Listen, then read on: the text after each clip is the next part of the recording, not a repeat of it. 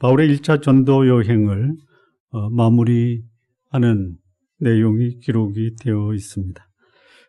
여러분 그 주보를 보면 1차 전도 여행에 대한 그 지도가 있습니다. 지도.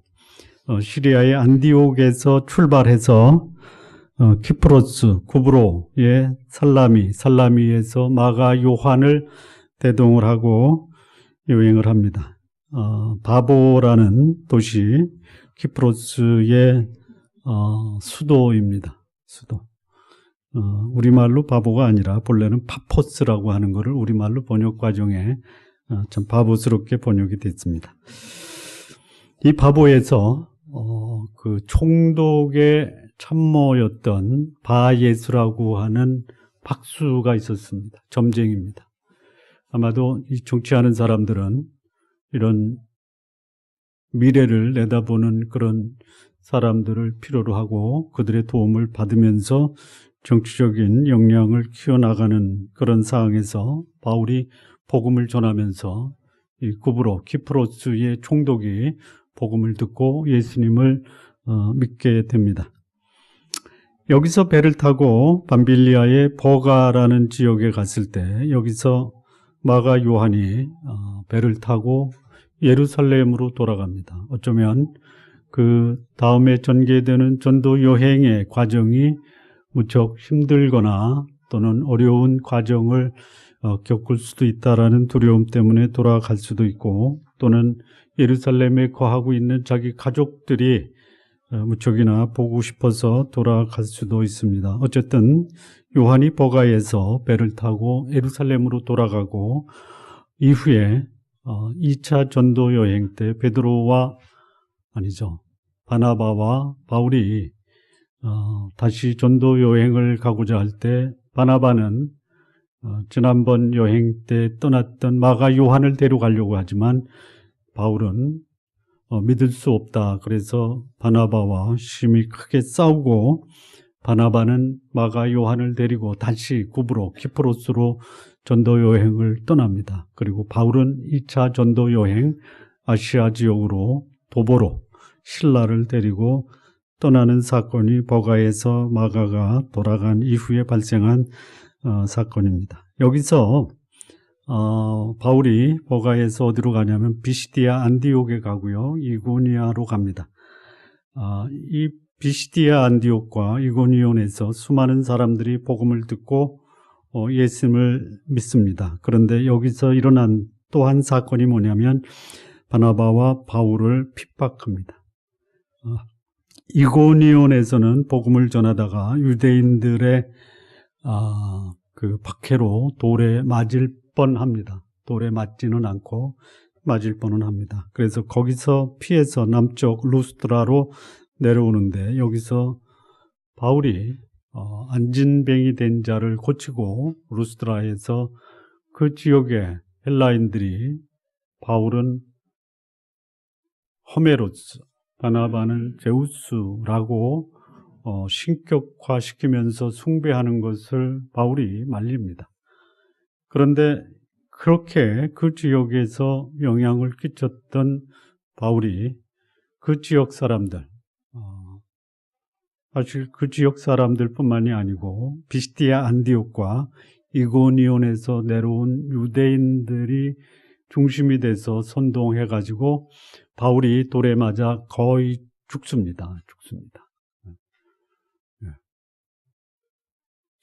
그런데 기적적으로 바울이 거기서 살아납니다.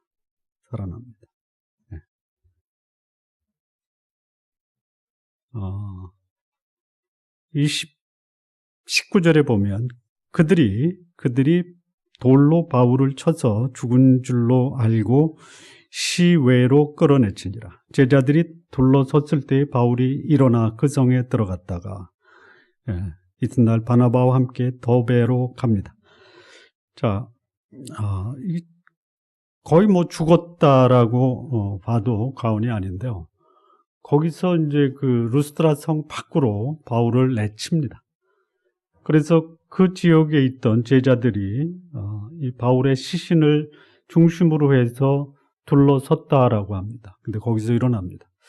이걸 어떻게 이해를 하면 좋겠는가? 거의 죽었는데 기적적으로 하나님이 바울의 생명을 연장시키셨다. 이렇게 봅니다. 그래서 그 주변에 있는 그 그리스도인이 바울이 시해로 내쳤을 때 바울의 시신을 중심으로 둘러섰습니다. 아마 이게 장례 치르기 위해서 한 것일 수도 있고, 아니면 하나님의 도우심으로 하나님이 바울의 생명을 하나님 거두시는 것보다 살리셔서 복음을 증거하게 하십시오, 이렇게 기도할 수도 있겠다라는 생각이 듭니다. 어쨌든 거기서 기적적으로 살아납니다. 자, 돌에 맞아 거반 죽었던 사람이 살아났다. 기력이 있을 수 있을까요? 없습니까? 하나님이 죽은 자를 살리셨는데 기력 없는 자를 기력 있게 하실 수도 있죠. 기력이 생겼습니다. 어떻게 할 수 있냐? 루스드라와 이 버가의 그 가운데 있는 그 산맥이 있습니다. 여기는 그 그림에는 타우루스 산맥이 덥의 우측에 있는데요. 사실은 루스드라와 덥의 중간에 가로놓여 있는 산맥이 타우루스 산맥입니다. 산맥입니다. 굉장히 험한 산맥입니다. 이 산맥을 넘어갔다라는 거죠. 넘어갔다. 그러면 기력이 있는 거죠. 기력이 있죠. 그리고 더베에서도 복음을 전합니다. 그리고 다시 더베에서 루스트라로 돌아오고 이고니온, 비스티아, 안디옥, 그리고 아탈리아에 와서 바울이 다시 안디옥으로 돌아옵니다. 이게 1차 전도 여행입니다. 자, 1차 전도 여행을 마감하면서 바울이 그의 사역에서 보여준 그 선교사의 삶의 모습은 오늘 그 선교사로 사역하는 분들의 사역에서도 얼마든지 나타날 수 있는 이 사역자의 삶의 하나의 모델이 될 수 있습니다. 두 가지입니다. 첫째는 그 지역의 복음으로 인해서 수많은 사람들이 예수 그리스도 앞에 나오는 소위 복음의 열매의 그 경험을 한다라는 것과, 두 번째는 복음의 열매를 맺음과 동시에 거기에 목숨을 빼앗길 수 있는 박해와 핍박이 함께 공존한다라는 것입니다. 우리 신앙인의 삶은 그게 두 가지의 모습으로 드러나야 되는데, 첫째는 뭐냐? 사람들로부터 인정과 칭찬을 받고 복음의 영향력을 행사하는 것입니다. 두 번째는 이 복음의 영향력 때문에 그것으로 인해서 피해를 보는 또 다른 사람의 핍박과 박해를 받는 것입니다. 이 두 가지가 함께 공존하는 것입니다. 자, 우리 성도님들에게 하나 질문을 드리면, 신앙생활 하면서 칭찬과 비난을 동시에 받고 계십니까? 네. 아닙니까? 그러면 칭찬만 받으십니까? 그것도 아니다. 그러면 핍박만 받으십니까? 그거는 조금 좀 그런 것 같다. 이렇습니까? 두 가지가 같이 병행하셔야 됩니다. 핍박이 없다. 핍박이 없다. 칭찬만 있고 핍박이 없다. 둘 중에 하나입니다. 복음을 전하지 않거나 아니면 나쁜 짓을 했거나. 칭찬만 받는다. 이것도 문제입니다.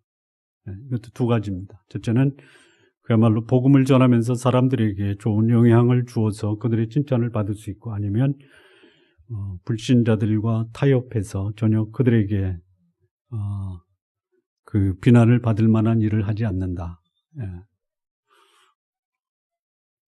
바람직한 신앙인의 모습은 영적인 영향력, 복음의 영향력으로 사람들에게 선한 영향력을 끼쳐서 그들의 삶에 변화를 주어야 되고, 두 번째는 그들의 삶에 붙잡고 있었던 그것을 복음으로 극복하게 하려다가 오히려 그들의 비난과 핍박으로 인해서 불이익을 당하는 이 두 가지가 반드시 있습니다. 자, 이 바울이 이 루스드라에서 겪었던 것은 그가 후에 고린도 교회에 보낸 편지에도 기록이 되어 있습니다. 한 번 돌로 맞았다. 고린도후서 11장 25절에 세 번 태장을 맞고 한 번 돌로 맞고 세 번 파선하는데 일주야를 기쁨에서 지냈다. 한 번 돌로 맞았다라는 것이 어디냐? 바로 루스드라에서 돌에 맞아서 죽을 뻔했던 경험을 한 것을 말하고 있습니다. 자, 이런 과정을 통해서 바울이 1차 전도 여행을 마감을 하는데요. 이 전도 여행을 하면서 바울이 겪었던 중요한 이 세 가지 사건이 오늘 본문에 기록이 되어 있습니다.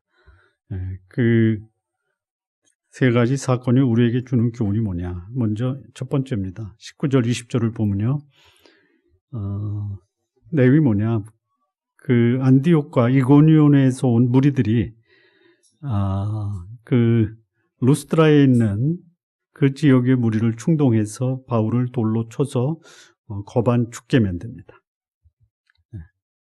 그래서 거기서 시에 내쳤다가 바울이 극적으로 소생을 합니다.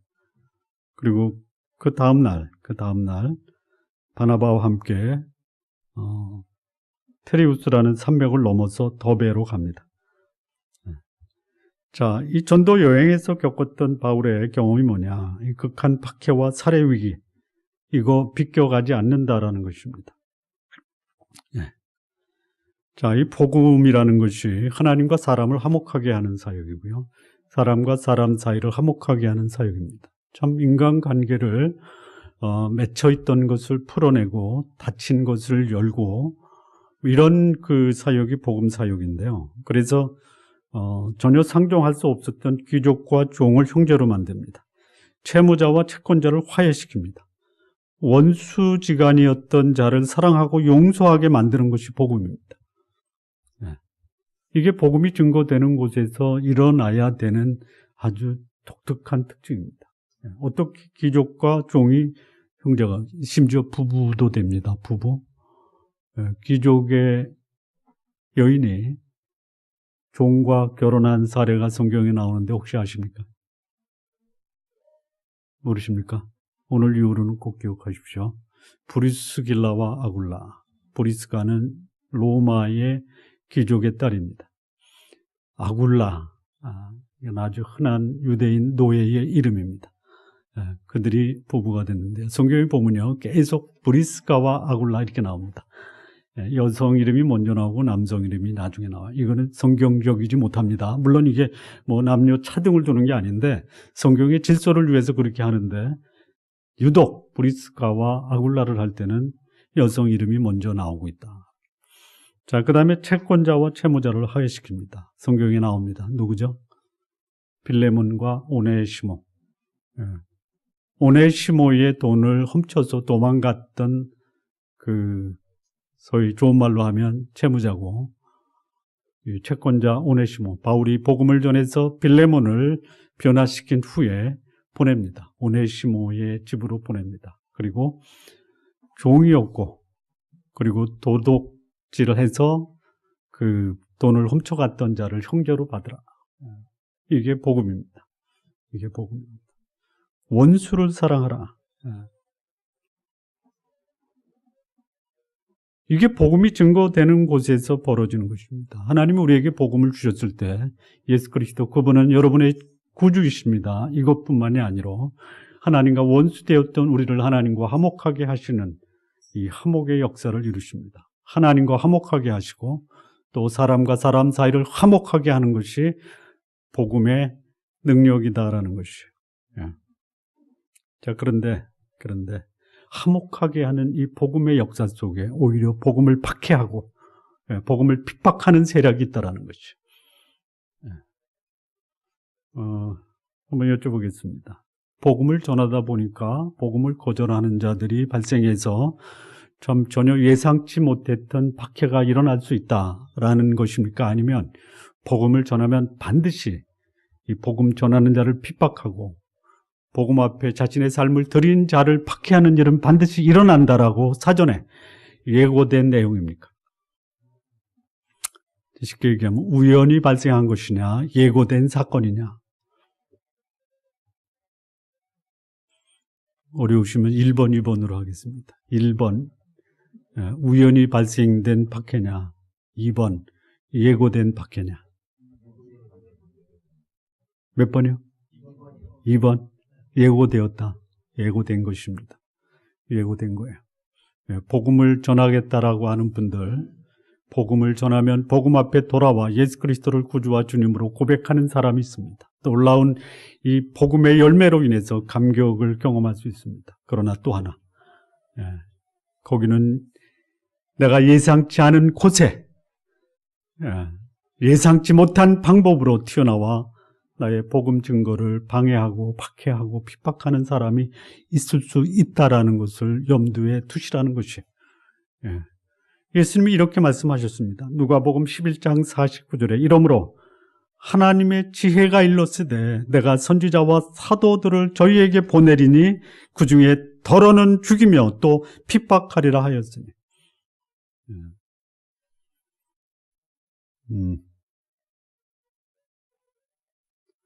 복음이 증거되는 곳에는 복음을 필요로 하는 사람이 있습니다. 반면에 복음 때문에 손해본다라고 생각하는 사람들도 있습니다. 복음을 필요로 하는 사람은 복음을 받아들일 것이고 복음 때문에 손해를 본다라고 생각하는 사람들은 복음을 증거하는 자에게 핍박을 가할 수 있다라는 것이죠. 내가 복음으로 살기를 원하는데 그리고 할 수만 있다면 복음을 증거하는 삶을 사는데 나에게 핍박이 없다. 요거는 심각하게 나의 복음 증거하는 삶을 진단해 볼 필요가 있습니다. 자, 바울이 이고니온에서 한번 돌 판매질 당할 뻔합니다. 가까스로 거기서 피해서 돌을 맞지 않고 루스드라로 왔는데 루스드라에서 어떤 일이 벌어지냐면요. 거기에 나면서부터 걷지 못하는 사람이 있었어요. 바울이 그를 일으킵니다. 복음의 능력으로 하나님의 능력을 입어서 표적과 기사를 행합니다. 그래서 신격화돼요. 바울과 바나바가. 그런데 거기에 이고니온과 안디옥으로부터 유대인들이 와서 충동해가지고 바울을 죽이려고 돌을 던진 사건이 벌어지는 것입니다. 거의 죽었어요. 그러니까 이 복음을 전하면서 바울이 1차 전도 여행을 마감할 때 그가 겪었던 것이 뭐냐. 복음을 증거하는 일에는 결코 죽음과 같은 박해가 그를 피해가거나 외면하지 않는다. 반드시 피해가 있다는 것이죠. 죽을 수도 있습니다. 또는 죽음과 같은 고통 속에서 하나님은 복음을 위해 바울의 목숨을 구해 주시기도 하십니다.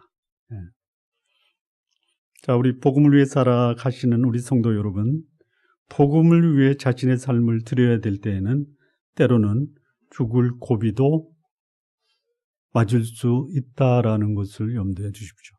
일부러 죽음 앞에 자신의 목숨을 내놓을 필요는 없습니다. 그러나 죽음이 결코 나를 피해가지 않을 수도 있다라는 것이.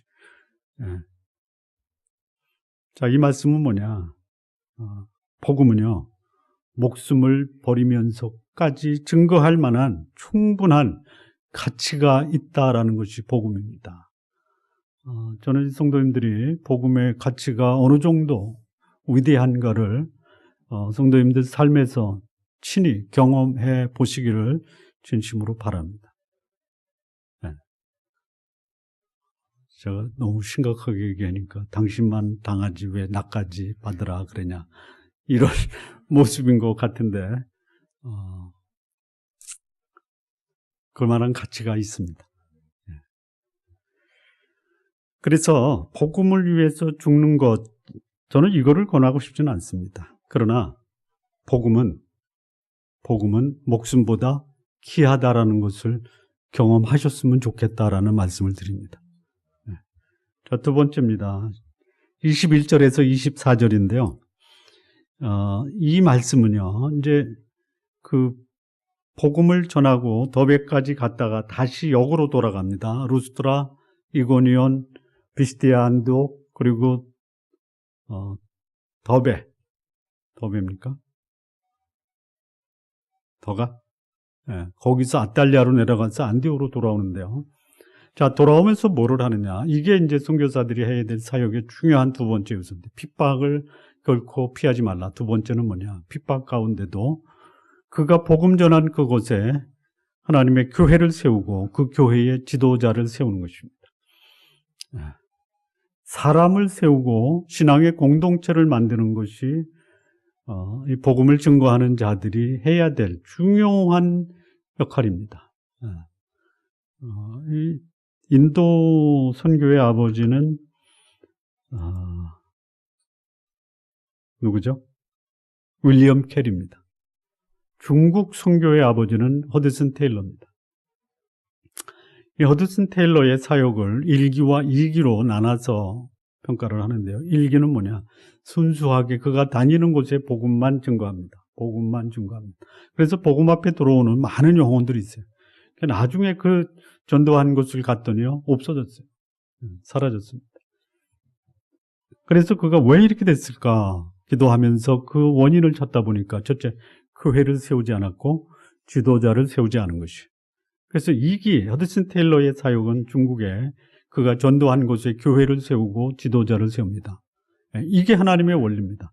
바울이 죽을 고생을 하면서 복음을 전하고 돌아오는 길에 그가 교회 이전에 세웠던 그 교회의 지도자를 세웁니다. 지도자. 23절 보면 각 교회에서 장로들을 택하여 금식 기도하며 그들이 믿는 주께 그들을 위탁하고, 이 교회가 건강하기 위해서는요, 거기에 지도자가 있어야 됩니다. 이 지도자가 갖춰야 될 3가지 덕목, 이건 반드시 확인하고 검증되고, 그리고 그것을 모든 교회의 구성원들이 인정을 해야 됩니다. 첫째는 뭡니까? 성령이 충만해야 됩니다. 자, 이 성령이 충만하다. 이거는 하나님의 말씀으로 그 말씀 앞에 자신의 삶을 내려놓고 순종하는 것을 말합니다. 지혜롭다. 인간관계의 원만함을 얘기합니다. 3번째는 칭찬받는 것입니다. 사람들에게 인정받는 이 3가지 요소를 갖춘 자를 교회의 지도자로 세워야 된다는, 이것이 교회가 생명력 있게 성장할 수 있는 중요한 요인입니다. 자, 이런 사역을 바울이 거의 복음 때문에 죽음 직전에 갔지만, 그러나 이 교회를 세우는 일과 지도자를 세우는 일을 결코 소홀히 할 수 없었다라는 것이. 자, 이 건강한 교회가 어떤 교회냐? 신앙의 공동체를 견고하게 이뤄나가면서 그 공동체를 이끌고 나갈 수 있는 사람을 세우는 것입니다. 사람을 세우는 것입니다. 얼마나 많이 모였느냐가 아니라 얼마나 많은 지도자를 그 교회가 양성해냈느냐가 훨씬 더 건강한 교회의 모습입니다. 다시 말하면 복음을 위해서 사람들을 품을 수 있는 사람들이 얼만큼 되느냐가 건강한 교회입니다. 우리 성도님들 모두 다 선교사가 되라고는 말씀드리지 않겠습니다. 그러나 모두 다 사람들을 품고 세울 수 있는 훈련된 신앙인이 되시기는 바랍니다. 자, 3번째입니다. 3번째. 25절에서 28절인데요. 이 말씀은 이제 바울이 다시 안디옥에 이르러서 전에 이 2 사도를 하나님 은혜에게 부탁했던 교회입니다. 그러니까 선교사로 보내면서 교회가 할 수 있는 모든 지원을 하지만 교회는 이 2 사도를 위해서 뭐라고 했냐면 하나님의 은혜에 부탁했던 교회가 안디옥 교회입니다. 그리고 이 바울과 바나바가 다시 안디옥에 돌아와서 27절에 그들이 이르러 교회를 모아 하나님 함께 행하신 모든 일과 이방인들에게 믿음의 문을 여신 것을 보고하고 제자들과 함께 오래 있으니라. 이 파송한 교회가 보낸 선교사 다시 돌아왔을 때 무슨 일을 해야 되느냐?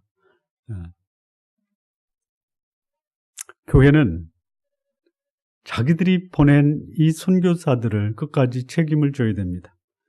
여기 28절이 그겁니다. 제자들과 함께 오래 있으니라. 오래 있으니라.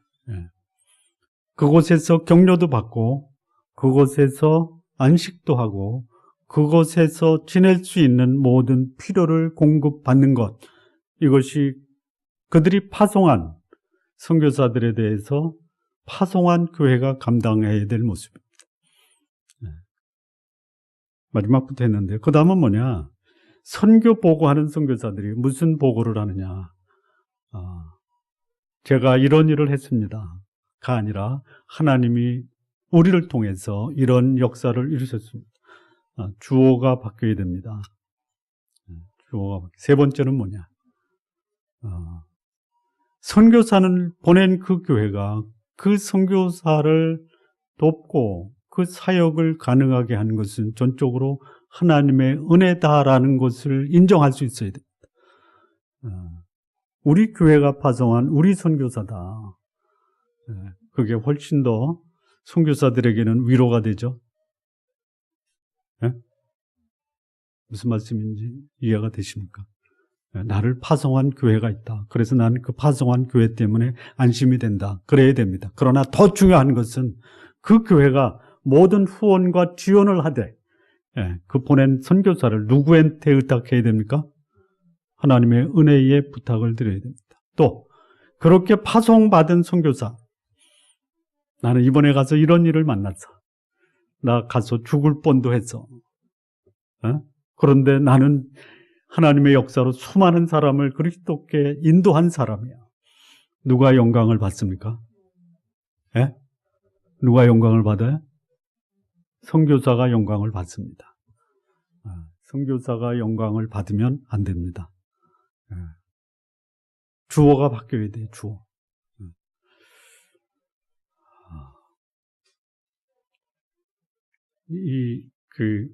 조금 좀 민망한 말씀을 조금 드려야 되겠는데요. 어느 선교사는 진짜 그 선교 헌금 모금에 아주 탁월한 역량을 발휘한다고 그러더라고요. 어떻게 하면 발휘합니까? 자신의 역량을 드러내는 거예요. 나는 어느에 어디 가서 얼마큼 모였고 그들이 예수님 믿겠다고 결심한 수가 얼마다. 내가 어디 가서 하나님의 능력으로 기사를 행했는데 그 중에 수많은 사람들이 복음 앞에 나왔다. 그래서 그 사진을 찍는다면 누가 주인공이에요? 누가 주인공? 안수하는 기도, 안수하는 사진, 말씀을 전하고 마이크 잡고 말씀 전하는 사진. 그런 분이 있어요. 한국교회 어느 두 목사님이 선교 헌금 모금에 대한민국 최고의 기재다. 뭐 개인의 능력이 그렇게 발휘될 수도 있어요. 있습니다. 자, 하나님이 그 두 분에게만 그런 후원을 해주십니까?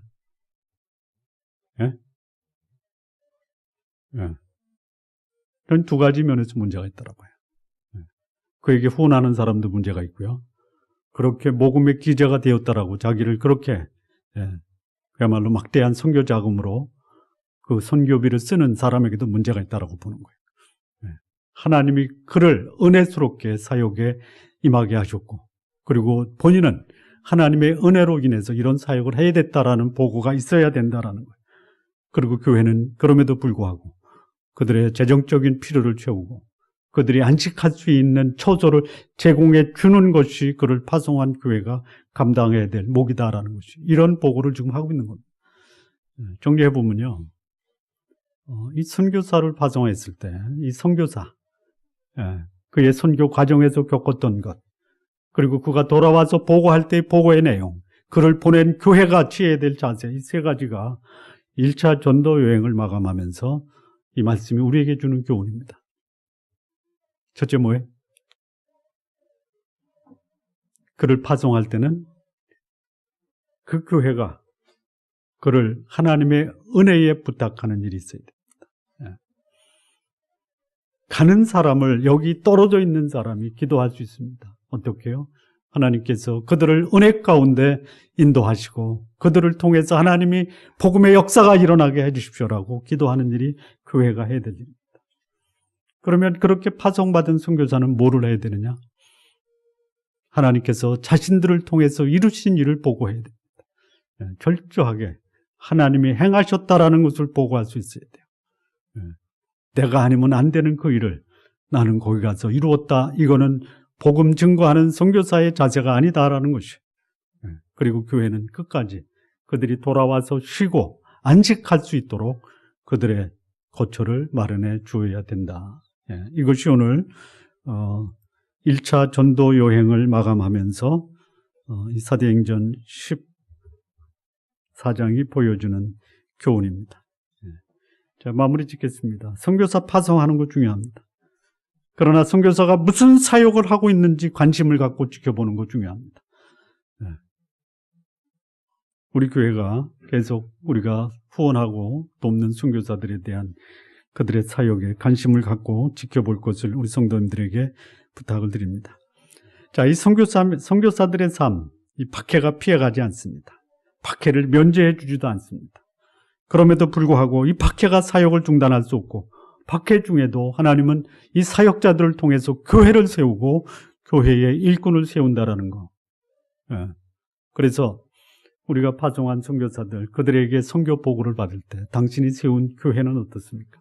거기에 어떤 사역자를 세웠습니까? 이것에 대한 관심을 표명하는 것이 중요하다라는 것이. 그리고 이 파송된 선교사, 그리고 선교사 그들이 사역을 보고할 때는 하나님이 하셨다라는 것을 보고해야 됩니다. 하나님이 하셨다라는 것. 그리고 교회는 끝까지 이 선교사들을 위한 격려와 안식을 책임져야 된다라는 것입니다. 하지만 있다면 우리 교회도 이 안디옥 교회의 모습으로 우리 교회가 이런 선교의 모습이 되어지기를 좀 바라고요. 궁극적으로 그런 방향으로 우리 교회도 선교사들을 지원하고 파송하는 일에 우리 교회가 강조를 해야 된다라고 여러분들에게 말씀을 드립니다. 우리 함께 기도하시겠습니다.